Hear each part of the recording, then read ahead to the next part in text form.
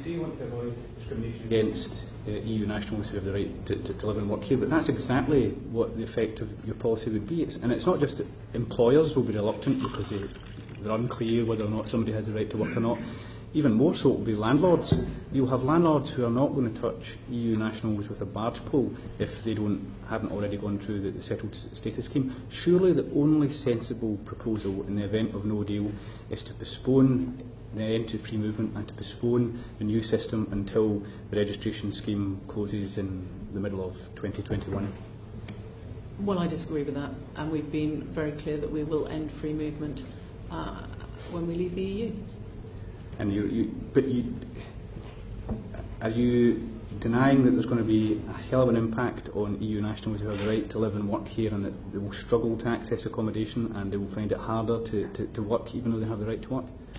We want as many people as possible to go through the settled status scheme as quickly and efficiently as they possibly can. How many do you think you can get through the scheme by March?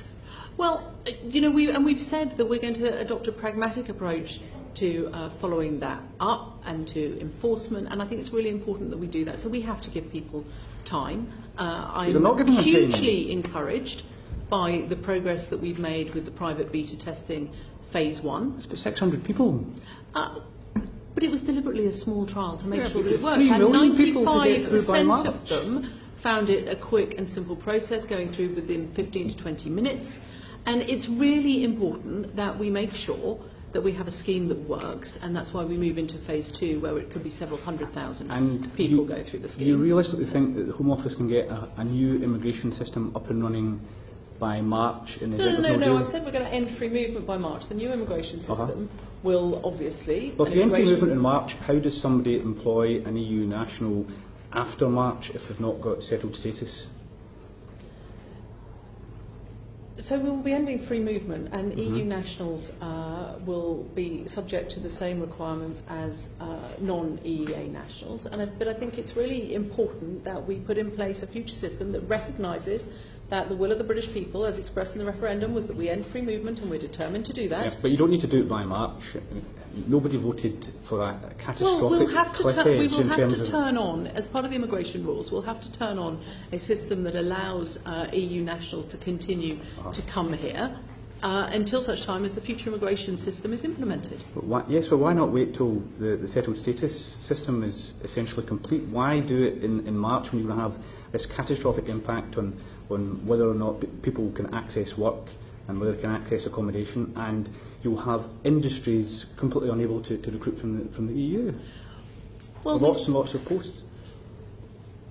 We're very conscious that in harmony with other government departments, we have the modern industrial strategy. We're working very hard with the DFE to make sure that British employers have an attitude of their first port of call for recruitment should be within the UK. But we will have to, as part of the immigration rules, turn on a system that allows EU citizens to continue to come here post-March until such time as the new immigration system is implemented. To take just one example to finish with, the construction sector, around 80% of the migrant workforce wouldn't qualify under Tier 2. So essentially what you're saying to the construction industry is that come March, 80% of your recruitment from internationally will just come to an end, and you're going to have to train up all these people within the next 4 or 5 months to well, no, fill that gap. We're not saying that, but as part of the... That's the implications of ending free movement in March. But it is, as I said, as part of the immigration rules, we will have to find a mechanism that will still allow our industries and businesses to find the staff that they need, but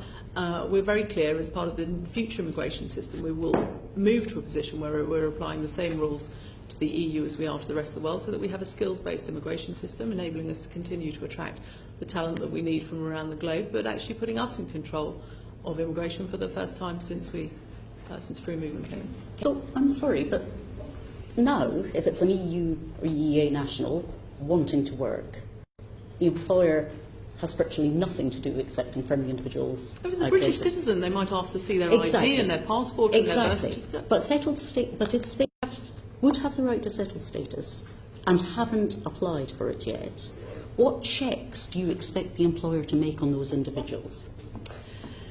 So I think as part of the changes to immigration rules, when we turn off free movement, we will have to give an enablement to EU citizens to continue to come here and be here. But I think with the specific of what additional checks we might expect employers to make if they've not been through the settled status scheme, because there is a challenge around how somebody who hasn't yet been through the scheme but has every right to be here evidences that. I think that might be something I'll have to write to the committee with further Well, I think it will be very important to employers to know very soon what it is that you're expecting them to check that they don't have to check currently. What discussions have you had with employer bodies about this?